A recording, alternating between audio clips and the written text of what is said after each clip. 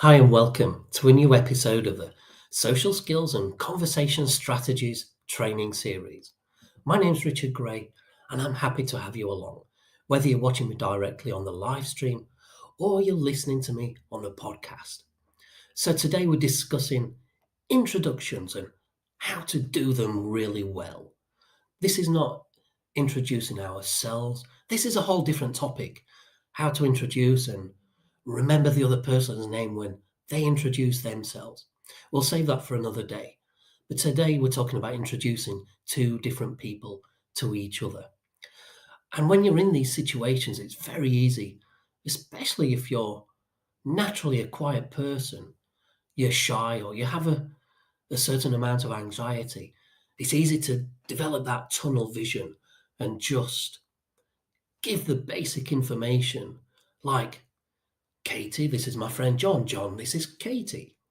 Now you've made an introduction, but you've just given the basic names for information and nothing else. You've given them nothing to grab hold on, nothing to build a conversation with each other with. So, what we're going to discuss is 5 ways that you can just do this better. Just do it like a warm human being. And I'm not saying that you're not those things.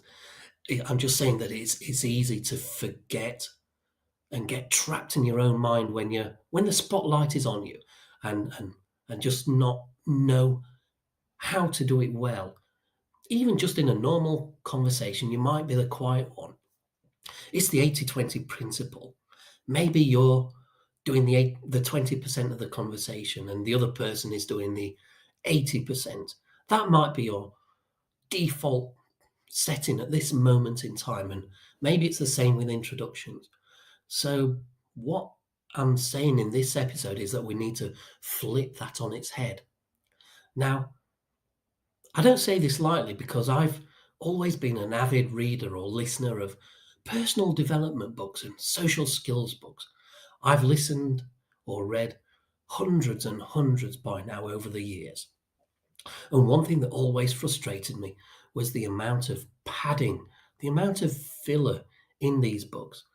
Now, the information that you want from these books that you bought them for are so often buried in so much padding that sometimes you just even lose interest in the book. And the giving this padding really mainly to make the books look bigger, to inflate them and make them look more valuable than they are, that there's more meat to it than there actually is. Meanwhile, you've got to wade through all the padding to find the information that you're looking for. And this is what we call the 80-20 principle. 20% of the valuable information, 80% padding. Now, some anecdotes are good, of course. They help you to understand a point that's been taught. It creates a visual and helps you to understand the learning point. It's an analogy, but when it turns into story after story, then it becomes filler. And this is the 80% principle. So, in an introduction, maybe you're the one that's given the 20%, and we want to turn that on its head. And now we want the 80%. We want the extra information in the introduction to make it real, make it warm, and make it human. Particularly if we've got the time to do so, if there's no time pressure. So, 5 ways we can do that. Number 1, introduce with a funny story or a funny anecdote. So, for example, Katie, this is my friend John. John, this is Katie. John once got himself locked out of his hotel room in the middle of the night with no clothes on. Now, if you want to know how he got himself into that situation or got himself out of that situation, you're going to have to ask John. So, you've introduced an anecdote here, but you've actually left it on a cliffhanger, which is even better because now they can explore that anecdote and they can break the ice over that anecdote later on once you've drifted away or whatever is appropriate for the situation. So you can give the full anecdote, or if you can find a way to do so, leave it on a cliffhanger. So that's number 1. Number 2, introduce with a funny fact. So we're bringing it in a little bit. If you don't have a full-blown anecdote, maybe you've got a funny fact. So, for example, John, this is Katie. Katie, this is John. John, Katie once ran the London Marathon in a big bear outfit or the hind end of a donkey because she was running for charity. Of course, it doesn't have to be the London Marathon. It could be anywhere in the world. So, funny fact. Could be anything, of course. Chances are you're doing the introduction, so you know these people, so you might know something funny about them. Katie might be able to put her fist in her mouth. You might have this little interesting piece of information tucked in your mind, so use it in the introduction. And this helps to facilitate the small talk between these two people and helps them to develop instead of you just giving them nothing and making them do the hard work of develop their own conversation. So, number 3, introduce with a funny commonality. So instead of introducing with a fact or a story about Katie or about John, if you have the information and you know that they have something in common, use it in the introduction. For example, Katie, this is John. John, this is Katie. Katie might be the only other person in the entire world that likes to put Marmite on her cornflakes for breakfast. Funny commonality. Number 4. Number 3, 2, and 1, we've made it about these two people that we're introducing. Now, number 4, bring it home. Make yourself the butt of the joke if you've got a way of doing this. For example, Katie, this is John. John, this is Katie. John is my very good friend. However, I'm reviewing this friendship because John has now consecutively beat me 20 times in a row on the squash court. So you're making yourself the butt of the joke here.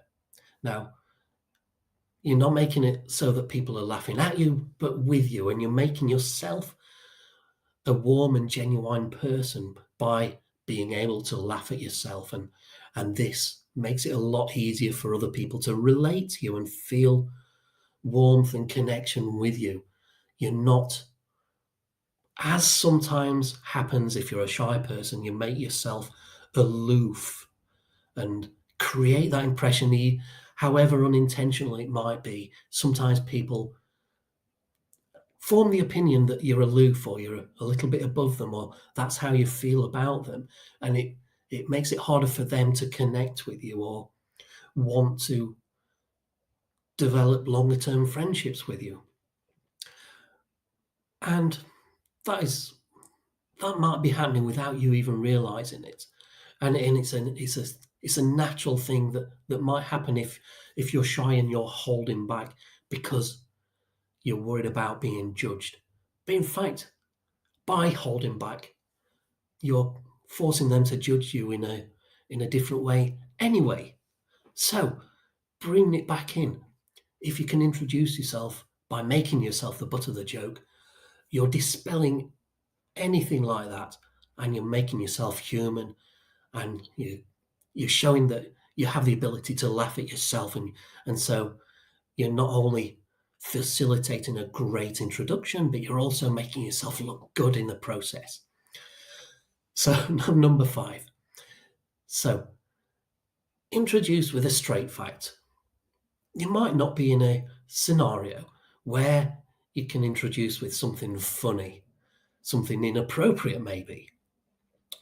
You might be in a work context or at a networking seminar, and you've not reached that point where you're familiar enough with someone else to be able to introduce a funny fact or anecdote. So you need to keep it a little bit straight. So let's say you're in a work context. John, this is Katie. Katie, this is John. John heads up the accounting department. John, Katie just introduced the new Starlight project that everyone's now beginning to be introduced to and to start working on. Or John, Katie is responsible for the new mini fridge that's in the common area. So you see, you're introducing facts instead of something that's funny. So that's 5 ways of doing this. It's not about just, John, this is Katie, Katie, this is John. This is introducing a life raft or extra material around the core introduction. Number 1, introduce with an anecdote, a funny story or anecdote. Number 2, a funny fact. Number 3, a funny commonality. Number 4, make yourself the butt of the joke. And number 5, a straightforward injection of facts into the introduction. So that's it for this live stream. 5 different ways to facilitate a good introduction and help the other people to make the connection with each other. So I hope to see you on a new live stream in a few days' time or next week, or I hope to be joining you in your car or on your train journey to work, wherever you're listening to me, if it's on the podcast. I always enjoy that. So bye for now, and